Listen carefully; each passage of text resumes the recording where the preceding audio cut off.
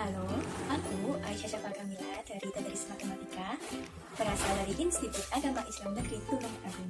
Kali ini aku akan membahas tentang pembelajaran abad ke-21 tentang kemampuan berpikir tingkat tinggi atau bisa disebut dengan higher order. Kali ini kita akan membahas tentang 4 subbab. Subbab yang pertama merupakan macam-macam keterampilan tingkat tinggi. Yang kedua, tingkatan dalam berpikir. Yang ketiga, kombinasi dari dimensi pengetahuan dan dimensi kognitif. Yang keempat, mengapa sih kita harus menerapkan berpikir tingkat tinggi? Ditinjau dari pendapat Bloom's, ada 2 kemampuan berpikir. Yang pertama, HOTS atau Higher Order Thinking Skill, disebut juga kemampuan berpikir tingkat tinggi. Yang kedua, LOTS atau Low Order Thinking Skill, yang disebut juga kemampuan berpikir tingkat rendah. Sebelum membahas tentang HOTS, kita akan membahas tentang LOTS terlebih dahulu.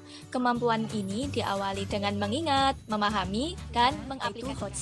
Kemampuan ini merupakan kemampuan berpikir pada tingkat yang lebih tinggi daripada menghafal fakta, di mana siswa harus sudah memiliki kemampuan menganalisa, mengevaluasi, dan juga menciptakan. Menganalisa berarti siswa harus sudah bisa mengelola data atau informasi secara lebih mendalam, di mana guru juga harus memiliki kreativitas untuk kemampuan menanya agar siswa terlatih untuk mempertanyakan data atau informasi yang dimiliki agar mereka mempunyai berbagai opsi, karena pada tahap ini mereka membutuhkan data atau informasi yang lebih rinci dan mendalam agar mereka mampu berpikir ke tahap berikutnya.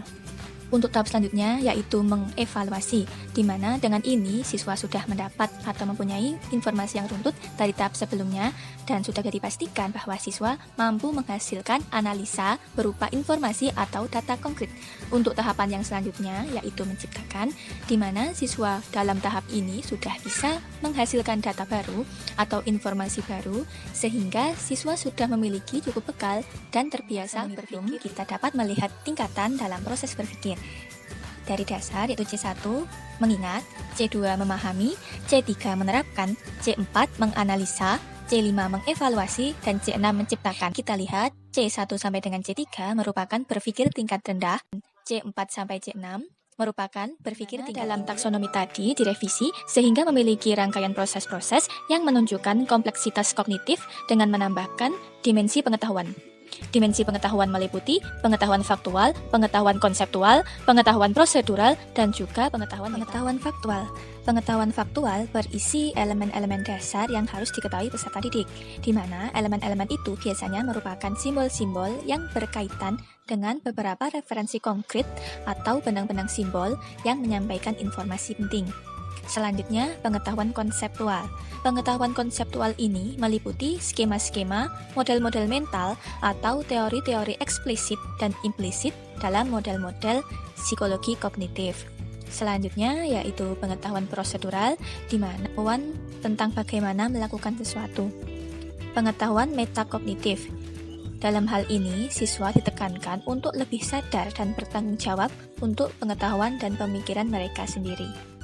Selanjutnya yaitu hubungan atau kombinasi antara dimensi pengetahuan dan juga dimensi proses kognitif. Dalam hal ini dapat dilihat dalam tabel tingkat kemampuan berpikir dari sebuah pembelajaran dengan membuat matriks sesuai dengan tuntutan pembelajaran yang diinginkan. Pada matriks hubungan ini antara dimensi pengetahuan dan dimensi proses berpikir. Untuk dimensi proses berpikir, C1 sampai dengan C3 dengan seluruh dimensi pengetahuan dan C1 sampai dengan C6 dengan dimensi pengetahuan faktual tergolong dari keterampilan berpikir tingkat rendah. Sedangkan untuk C4 sampai dengan C6, untuk dimensi pengetahuan konseptual, prosedural, dan metakognitif, termasuk golongan keterampilan berpikir tingkat tinggi. Kita harus menerapkan berpikir tingkat tinggi atau HOTS. Karena yang pertama untuk meningkatkan kualitas pembelajaran dan meningkatkan kualitas lulusan. Di mana keterampilan berpikir dengan tingkat yang lebih tinggi ini lebih dihargai. Karena orang-orang yakin bahwa hal ini dapat mempersiapkan siswa untuk tantangan pekerjaan orang dewasa dan kehidupan sehari-hari dan pekerjaan akademik yang maju suatu saat nanti.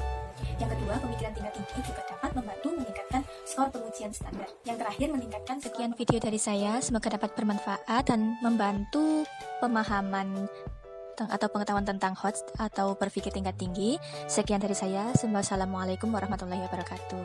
Sampai jumpa.